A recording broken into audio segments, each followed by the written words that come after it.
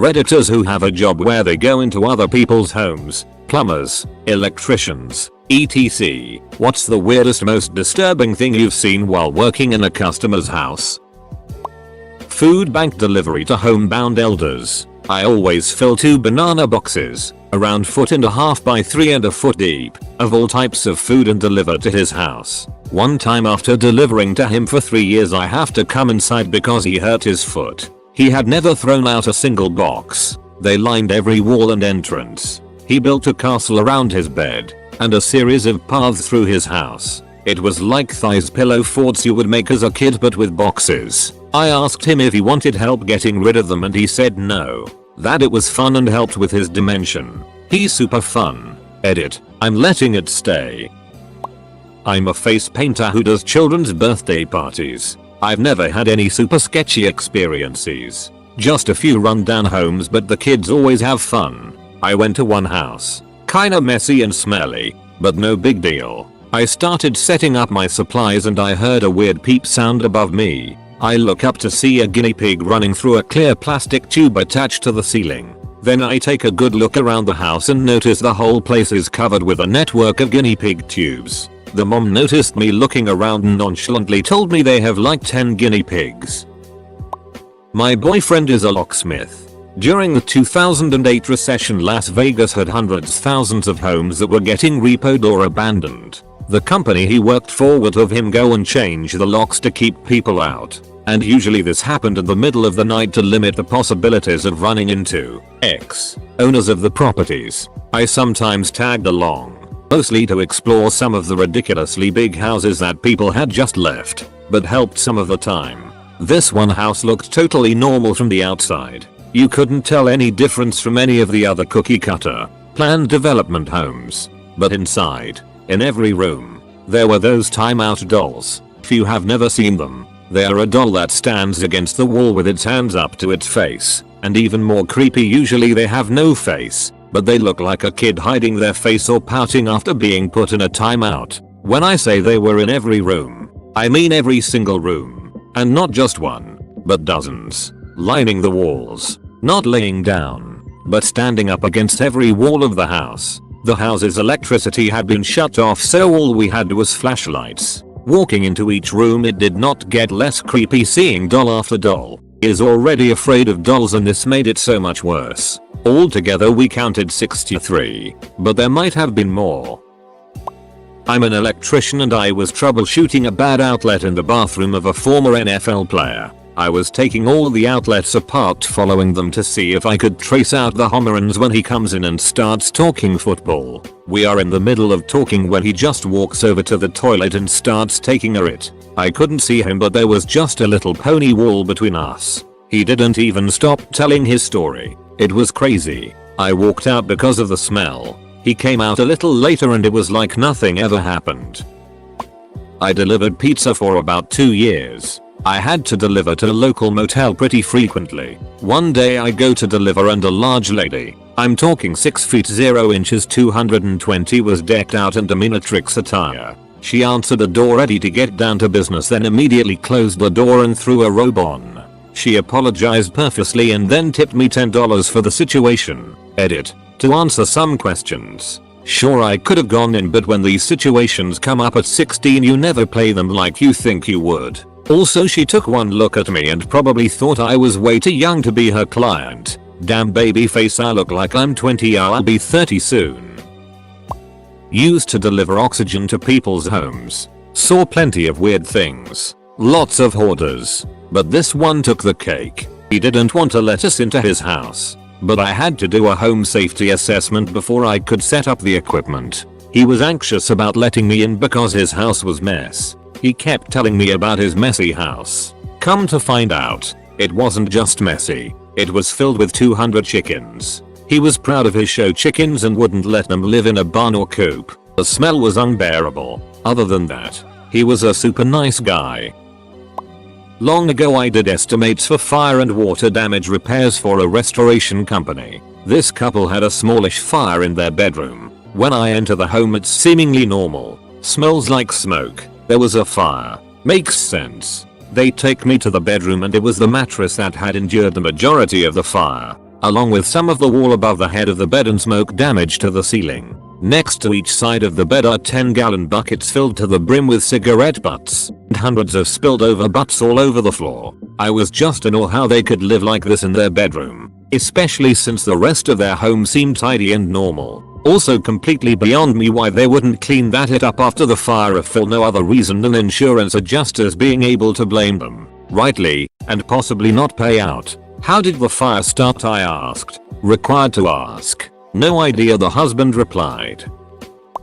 Inspecting an oven a tenant had complained was smoking. Yup, it definitely was. Tenant thought an oven could be used like an outdoor grill. Had been cooking meat directly on the oven racks, and all that glorious fat and grease just accumulated in the bottom of the oven and the little drawer underneath for months. How he didn't burn down the whole damn building is beyond me. I also patched a bullet hole in a shared wall ceiling between apartments. One tenant let his girlfriend play with his loaded gun. She stupidly and accidentally fires it into next door neighbor's apartment. Neighbor was playing video games and didn't notice a bullet come through his wall into the ceiling. Had no clue until the gun-owning boyfriend knocked at his door in a panic and was relieved to see him alive. Hoopsie. Edit. Thanks for the silver. Kind stranger. Edit 2. Bloody awesome. My top comment isn't about a bag of used tampons anymore. A few years back I worked as an electrician. I found a guy with a rifle laying next to him where he had tried to blow his head off through his mouth, but he had missed the vital parts. Brain and blood was all over the bed, but he was still breathing. He was in coma state of mind. Heard later that he died that day. Edit. More info in the gilded comment below. Disturbing? Not at all. Weird. A bit. I was a medical equipment delivery guy for a couple years. Went into a dementia patient's house and had to instruct his caretaker on how to set up a large tank of O2. As I was kneeling down, my phone went off with my really low-key notification tone, which was a singular beep. Well, the pet bird nearby seemed to have taken a shine to that noise and mimicked it perfectly in tone and volume. The caretaker and I looked at one another, with her saying, "I've been here for 6 years and he's never done that before." From then on, every time I delivered and knelt down to re-educate the caretaker, SOP demands it, that bird would instinctively ping me until I let my phone notification sound go off. After which the bird would celebrate by bobbing his head up and down and turning in a circle. Edit. This blew up. The patience is staying. Something tells me a caretaker for a dementia patient would need quite a bit of it. Friendly reminder to check in on your older friends and family who choose to live alone or with very little supervision with home care. They miss you a lot. My uncle is a handyman and he went in to do some work for a family and the toilet was just fesses. Not like someone didn't flush. Rather, nobody did, and the bowl was just crammed full of hardened stool, which had clearly been an accumulating scenario. I painted a girl's room one time while she laid in bed and played on her phone and took naps. I knocked and expected her to leave, but she just laid back down. It was very strange. Bunch of used pregnancy tests on the floor of the teenage daughter's closet. I didn't say a damn word to anybody. I've posted this before a while back, but used to work pest control. Went into student accommodation to deal with insects. Can't remember what type. Carpet moths or bedbugs, maybe? Anyway, that's not the point of the story. This one room is fairly clean, but we have to spray all fabrics with a chemical in question to prevent any eggs from having a safe space to gestate. So open up suitcases, wardrobes, that sort of thing. One suitcase is full of used tampons that she was saving for duck knows what reason. Actually, and I don't want to know. Nasty it. That. Didn't mention it. Just did the job and tried to avoid eye contact at the end. Just read a post in another subreddit about a girl with social anxiety who hid under her bed when the plumbers came, and then the plumbers caught her under there. And then she ran and hid in the bathroom until they left. Wonder if those plumbers are on Reddit. I most definitely want to hear their side. Edited. Gender. I tutor privately, so sometimes I meet clients at their homes. One lady had a huge shrine to Bob Bidella, which is really confusing because usually women attracted to serial killers gravitate toward the attractive ones. I did apartment maintenance for a while. We started quarterly inspections and the first day we opened a door and the smell that came out was indescribable. The guy who was with me was ex-military and he said that we were about to find a body. In the maintenance community this tends not to be a matter of if you ever find a body but when. He told me that he would go in alone if I was uncomfortable with it, but I went in too. We didn't find a body, but we found a mountain of trash that took up the entire dining area. And honestly just trash, mostly food packaging, everywhere, and that accounted for a lot of the smell. We also found a dog, a very sweet golden retriever that was starved for attention. It was obviously being left to just piss and poop all through the unit. It probably hadn't been outside in weeks based off of the smell and general condition of the unit. We went outside, locked up, and called the property manager for her to come by. While we were waiting he came home. The look on his face when he saw us was terrifying. The manager talked to him and they set a plan about cleanup and gave a time frame for him to get the unit back to regular. The other maintenance guy stayed with him for a while that evening. When we left the unit he was sure that the guy would kill himself that night. Turns out the renter had recently went through a very rough divorce where his children had been removed from him with very little warning and he was spiraling. I left the company before I learned how it all ended. I hope he is doing better. Was a firefighter another time in my life. Had a middle of the night call to a mobile home for an elderly lady once. We walk in and it's dark, but as my eyes start to adjust I think, oh that's weird wallpaper. I keep looking around hard. It's on the ceiling too. Weird inconsistent patterns and rectangle shapes. Eyes adjust some more while we are talking to her. WTF are those puzzles? She had hundreds of puzzles that she had glued when completed and then glued them to every surface of her mobile home. Walls, ceiling, living room, bedroom, every square inch covered. Weird, but you do you. Especially in your own home. Certainly not as bad as most it.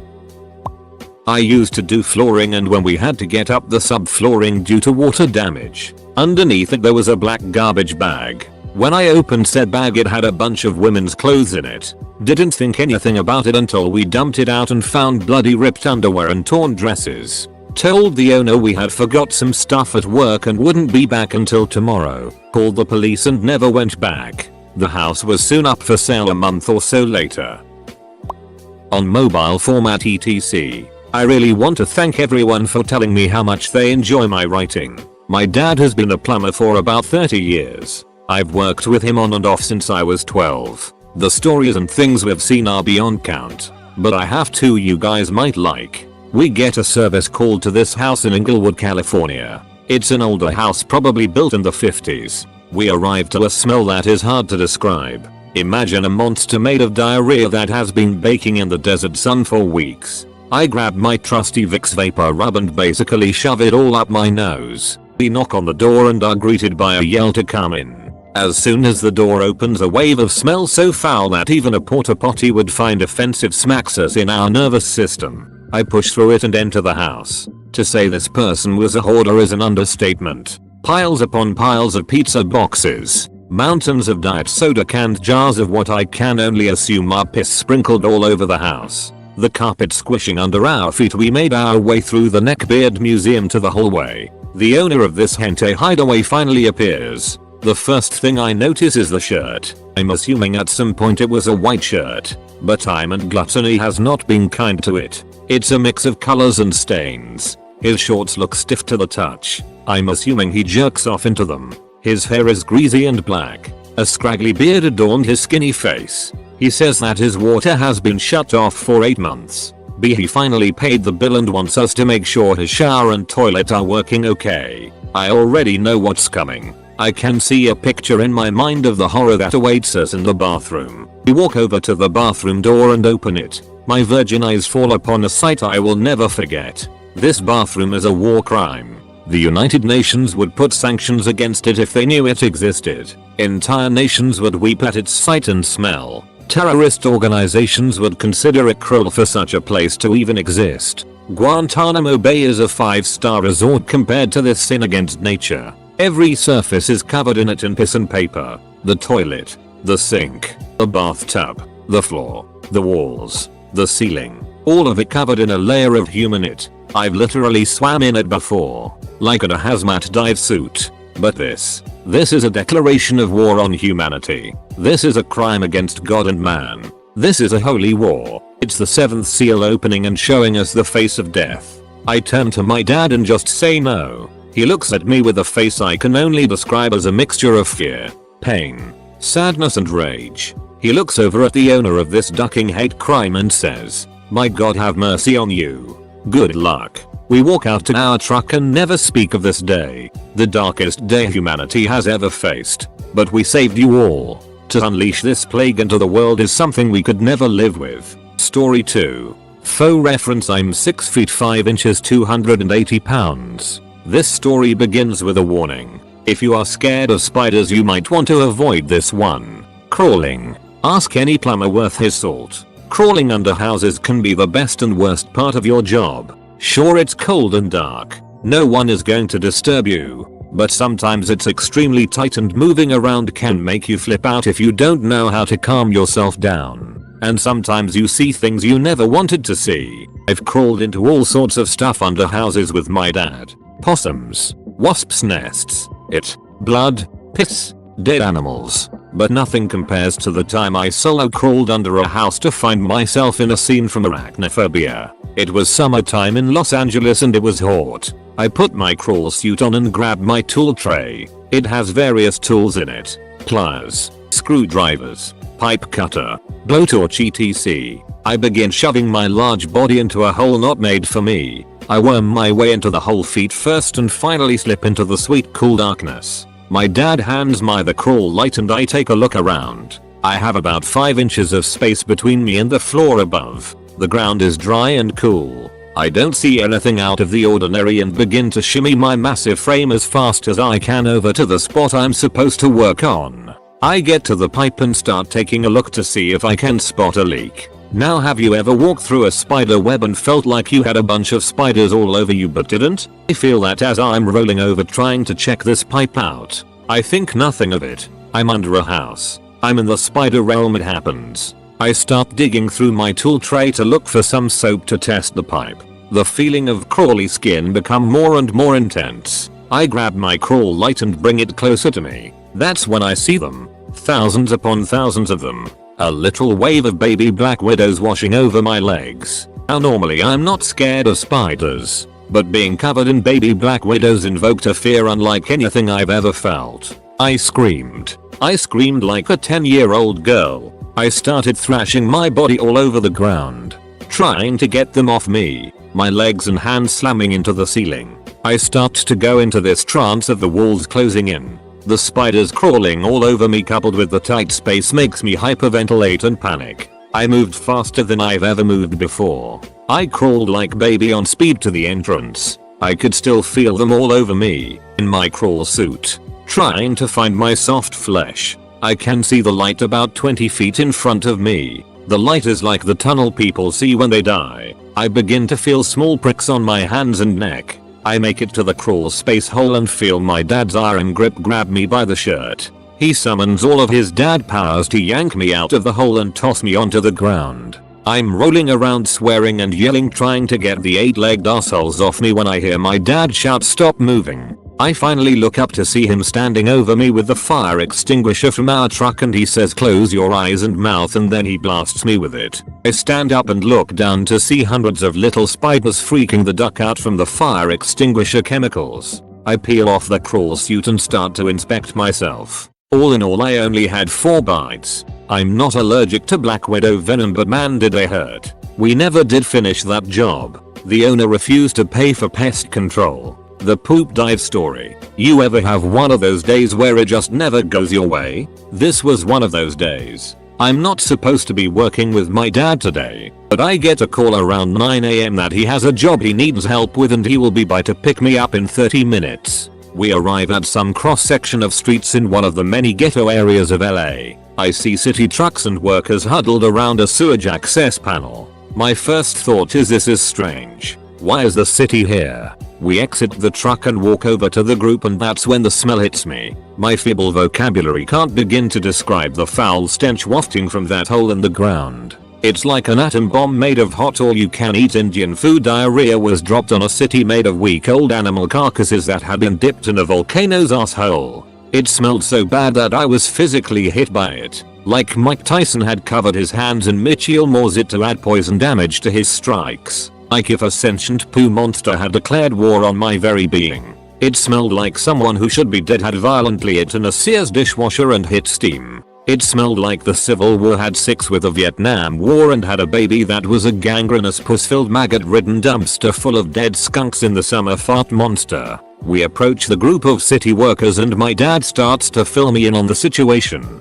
Apparently a blockage was making all the sewage from the surrounding 4 blocks fill up this access point. The city workers had outright refused to go down there, so they contracted the company my dad worked for to go in and remove the blockage. I'm not sure of what's involved with this process. I was 18, I have no idea what's going on. All I know is my dad, his boss and his boss's boss were all here. My dad says we are going to dive into this lake and remove the blockage before it starts spilling over into the street. I'm thinking, welp, at least I'll get paid more. So we go over to the head boss's van to get our suits on. This takes about 20 minutes, but I'm covered head to toe in hazmat gear that's duct taped on. We waddle over to the entrance of hell and begin crawling down the ladder.